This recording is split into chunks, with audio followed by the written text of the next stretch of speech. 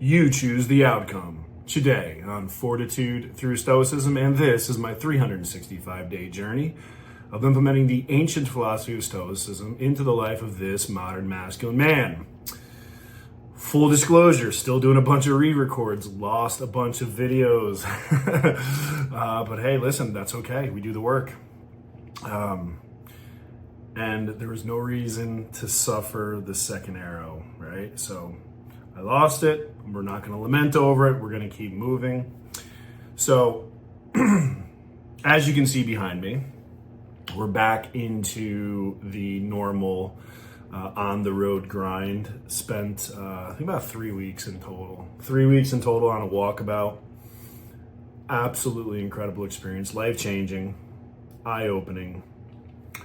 It was everything I could have hoped for and more. So I have conflicting philosophies in my head now.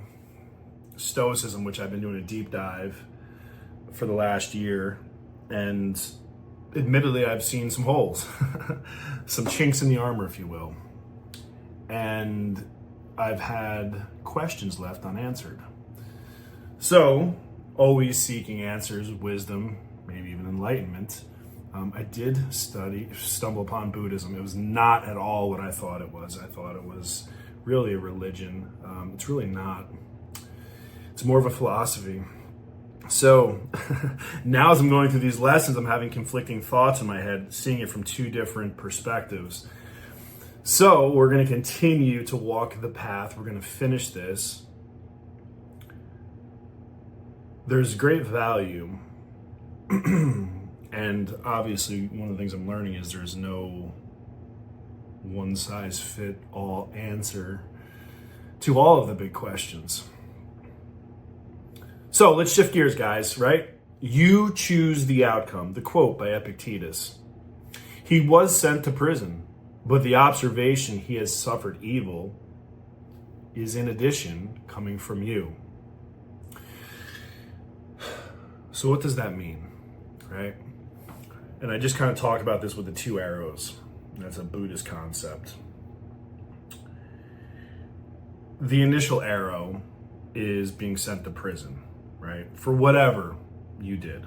And in this particular example, we're going to use Malcolm X, okay? Because in classic Stoic thinking, as we've gathered by now, the event isn't the objective. Going to jail isn't the objective. Me losing 3 days of my life last year in jail is the event, is the objective, right?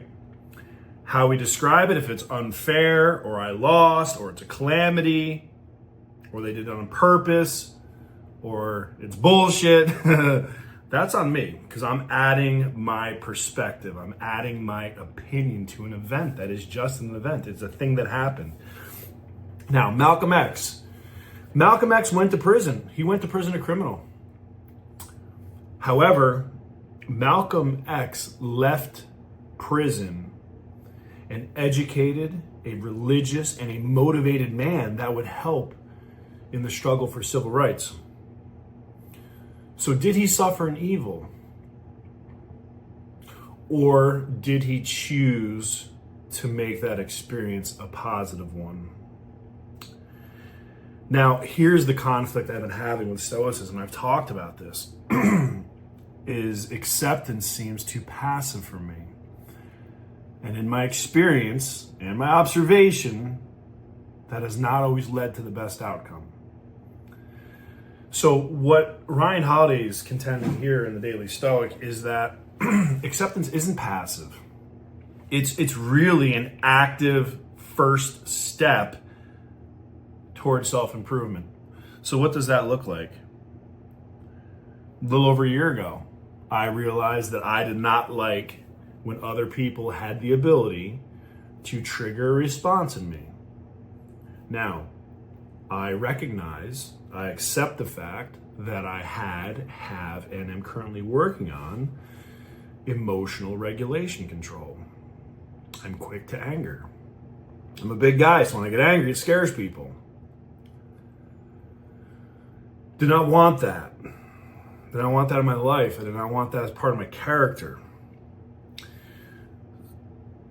So I accept the fact that I have a problem. I will not accept that I have a problem. I accept that I have a problem, but I will not accept that I have a problem. So what does that mean? It means I acknowledge, yes, 1000% there's an issue here. Am I going to leave this big gaping hole in the front of my goddamn door in my castle, or am I going to fix it? It's there. I accept the fact that that hole is there. I can see it. I can touch it. I can feel it. Everyone else can see it. We all know it's there. But am I going to leave it there? Fuck no. Fuck no. And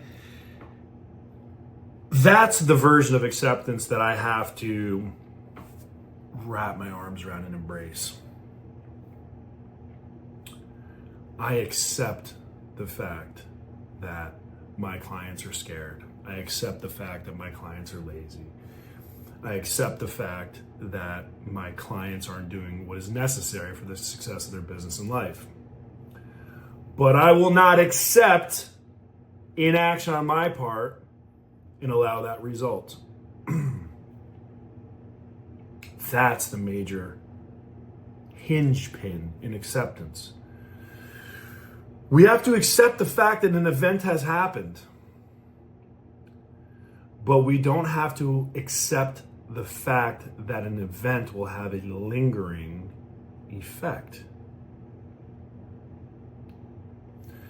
I do not accept weakness in my character. I acknowledge it. I accept that it's there, but I will not accept that it stays there. I will not accept that I am tolerating anything less than my best self. I refuse to do that. I have committed to a life of self-mastery. This is no longer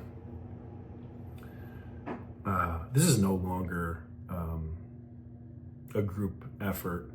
You know, initially I wanted to share what was working with me. I wanted to help other people. I found such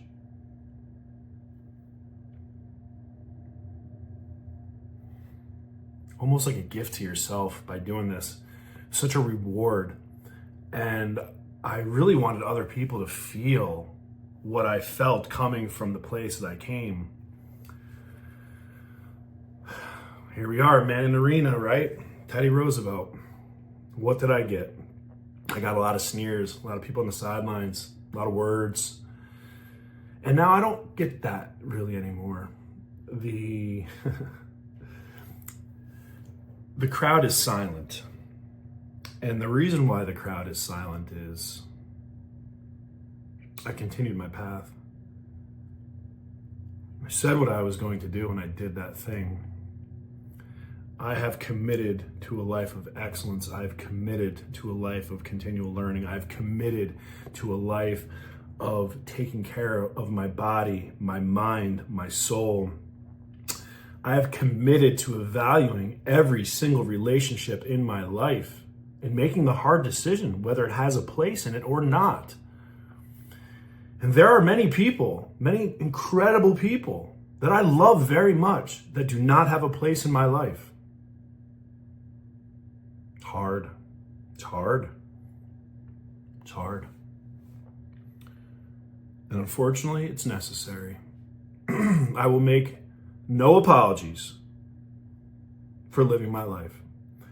I will make no explanations for the decisions that I make. I am the CEO. I am responsible. I am accountable. And I own this motherfucker. So yeah, I choose the outcome. And I know it really fucking pisses people off to see me keep winning. I know it does. I know it gets old. It really fucking does. Because, you know, there was a time when I got a lot of cheers. There was a lot of boos, but I got a lot of cheers. I don't get those anymore either. And that's okay. That's really okay. I don't need the cheers. But what it does is it illuminates others' insecurities, others' fears, others' self-doubts. And no one likes to feel like that, and that's okay. So that is one of the reasons why I'm off social media. Yes, I put some things out there that my team does, that are important to me that I want to remember, like my trip to the Philippines and my trip to Thailand, because those are life-changing moments that are for me, and I really don't give a shit what other people think, look at it, whatever, but that's a record, right? My social media has been a living blog of my progress, and it's a legacy that I'm building, because you can't buy this, you can't rent this, you can't steal this, you have to earn this, and I have, and many others don't or won't. So in accordance to today's lesson, you do choose the outcome. It's a decision. Your life right now is a product 100% of your decisions. And if you don't think that's the case, then you are still the problem. If you don't like your financial situation, you're the problem. If you don't like the way your body looks, you are the problem. If you don't like your level of happiness, satisfaction, joy, you are the problem, because you choose the outcome. Right here. The decision. And once you realize that, everything else just falls into place. And on that, time to go.